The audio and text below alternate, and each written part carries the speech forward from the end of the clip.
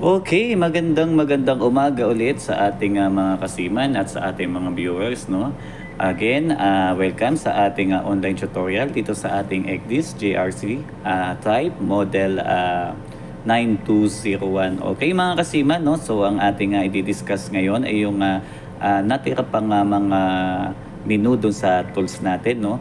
Okay, so let's start, no, mga kasiman. Okay. Pindutin ulit natin si menu at pupunta tayo sa tools, no? Okay. Okay, tapos na natin tong apat na nasa taas na to, no? Wala bang second page? Aba, may second page pa pala siya, mga kasiman. Okay. So, doon tayo sa manual position peaks. Ito, very important to, mga kasiman, no? Lalo sa ating mga officer on watch, no? Okay. Manual position, i-click natin siya, no? Okay, so bibigyan niya tayo ng manual position peaks, no? Okay, so LOP, line of position and fixing, and position offset, no? Ayan po yung nilalaman niya, no? So, pwede siyang plot by cursor, no? So, okay, so ngayon, hindi tayo tumatakbo, nasa board tayo. So, mag-plot tayo by cursor, no? Pag kindik natin si plot by cursor, automatic yung ating cursor ay magbibilog, no? So, it's ready to plot na po to ng mga kasiman. Halimbawa, magpa-plot ka dito, halimbawa, sa every hour o every 10, no? Okay, ito po yung ipa-plot natin. So, i-click po natin siya, mga kasiman. Left click. So, makikita nyo po itong kulay bilog na red na yan. So, ibig sabihin po, nag-engage po yung ating pinlat, no? And then, magbibigay po siya ng property, no? Yan po. Ito yung position. And then, yung type, DR, no? And estimated position, no? Okay? Pwede po tayo dyan, no? Kapag po underway, ang ginagamit ko po ay DR, no? Pag po nasa open sila, no? Pagka naman nasa birth na o sa mga costa-costa, ito na pong EP, estimated position. So, dito po tayo sa estimated position, no? Okay. And then, ang source po niya ay radar range, visual, or visual bearing radar range. Kapag po ito ay costa-costa, ito po yung pwede natin gamitin, no? Kapag naman po tayo ay nasa open sea, ito po, DGPS na po.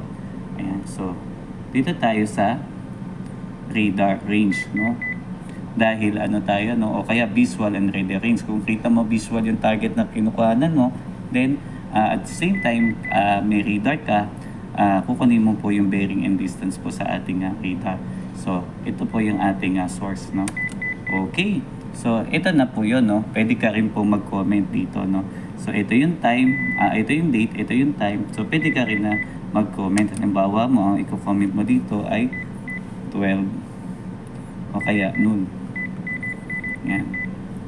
Ano ngayon? 02 03 July 25. Pwede po yan, no? Mga kasiman. Yan po yung ginagamit namin kapag noon report. Okay? Iyan po ay true cursor, no? Okay, pagka naman mga kasiman, LOP ang sinasabihan natin. So, pag LOP, kailangan meron ka po ditong target, no, na isla or fixed object na target, no. Okay, simbawa ito yung ating ito yung ating kukuhanan ng position ito. So, itong islet na to, no. So, 248 bearing, 2 miles, no, pwede. Okay. Ang gagamitin natin is manual position peaks to LOP, no. Ayan. Okay. So, dito naman tayo, mga kasiman. Ang gagawin natin is LOP, no. So, hindi natin to gagamitin si plot by cursor, no. So, ito si LOP, no. Ang gagawin natin, nakita nyo to, naka-highlight na sa bearing, no? Naka-tick na sa bearing. So, i-click lang natin, mga kasiman, yung target natin na kukuhanan ng position. So, ito. Itong sa mark na to, itong sa ating cursor. So, left click. Magbibigay siya, mga kasiman, ayan, no? Yung bearing. Okay? Bearing. So, 248, no? 248. So, ayan. Bearing niya. Iyan na natin siya, no? Para mag-engage, i-left click natin, no?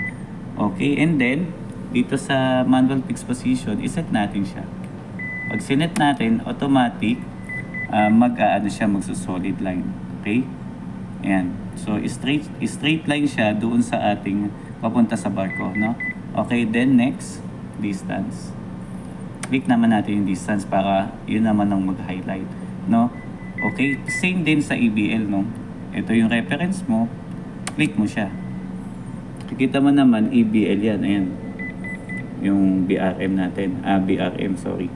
Ayan, so, ilagay din natin siya sa barko natin. Okay? So, left click para ma-fix siya, no? And then, set. Okay, mga kasiman, no? So, ito siya mga kasiman, no? Nag-solid na rin siya, no? Solid line na rin siya, no? And then, solid na rin din sa EBL. So, okay na. Then, ang susunod natin is plot. Click natin si plot. And then, set plotted position, no? And then, ito. Sa cursor, kanila plot cursor, pag kinlik natin at kumuha tayo ng source, ano na siya, no? Magkukulay pula na siya, no? Okay, parehas lang din. Kaya lang pagkakaiba, ito ay LOP, no? True bearing and range, no? Okay, so, eto siya. Binigyan din tayo ng property, no? So, plot type, syempre EP. Ang source natin, kung nakita natin visual and radar range, ito yan. Okay, and then, ito mahalaga to mga kasiman, lalo sa mga third mate, no?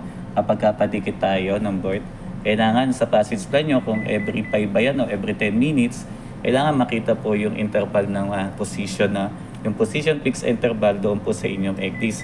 Chine-check po yun ng PSC mga kasiman.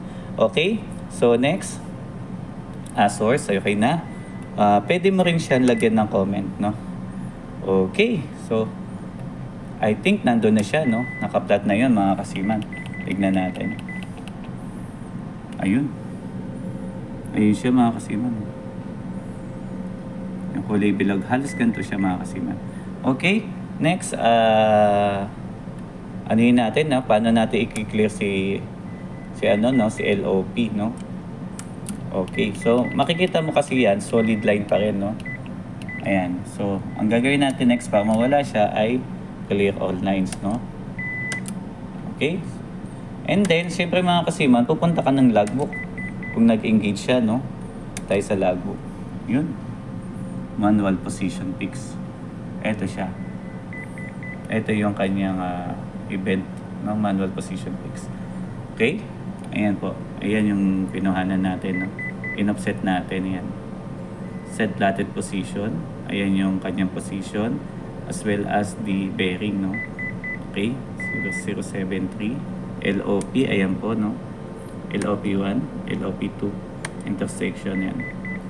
Yan po. Yan po yung mahalaga sa ating manual position fix. Yung dalawa po, no? Plot by cursor and then plot by LOP. Okay, mga kasiman. No? Paano naman gamitin dito si position offset, no? So, i-click natin siya, mga kasiman. So, bibigyan niya tayo ng ating position main, no? Tapos yung GPS position, clear offset, enter position, no? Enter offset, enter position. And then, ito po, clear offset sa ating position offset, position sub to, no? Sub. Okay, sa main at sub, no? Okay, so, mag-example tayo para alam natin kung paano siya gawin, no? Kapag mag-offset tayo, so, enter tayo ng position, no? Enter offset, no? Okay, yan. So, makikita natin si enter offset. Yan, so, dito tayo maglalagay po ng ating position, no? Halimbawa, mga kasiman, no? 26. So, position natin ngayon, no? 14. Tapos, 101. Okay, so, south. Enter. And then, 048. 38. Okay, 225. So, that is west. Okay, so enter. So, ito po ay ating i-okay, no? Okay, tignan natin kung ano mangyayari. Yun. Nag-offset po siya, no, sa position na to. Sa ating ito. Nag-plotted po siya dito. Okay? Yan po. Yan mga kasiman, no? Kung ibabalik naman natin mga kasiman, siyempre, we have to clear offset. Para bumalik po siya dun sa ating position. Ayun. Ito na siya mga kasiman. Okay? So, yun po yung sa position offset. And then, pwede rin tayo dito mag-plot ng position, no? Kahit doon sa ano, no? Dito tayo mag-enter ng position, no? Try natin mga kasiman. Click natin sa enter position. And then, magbibigay po siya yan. Enter position. Halimbawa, 1 hour or every 10 or every 5 minutes, no? Sa inyong position, fixed interval. Okay? Ano to?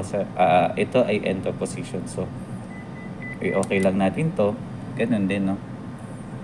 Okay, so mag-i-engage siya, no? Magbibigay siya ng property. So, plot type is EP, estimated position, and then ang source natin is visual bearing. Okay? So, mag-i-engage na po siya doon mga kasiman. And then, kapag tinignan natin si logbook, again, andun po siya. Ayun. Okay, so mga kasiman, yan po ang ating offset position offset. Okay mga kasiman, siguro hanggang dito muna tayo sa sa tools ng menu. Saka po makita natin yung ating manual position, no. Okay, so susunod siguro yung kasi masyadong haba tong video natin. Okay. Okay, I think that's all for today mga kasiman, and thank you for watching. I am your Kasiman 81. See you next time. Bye-bye!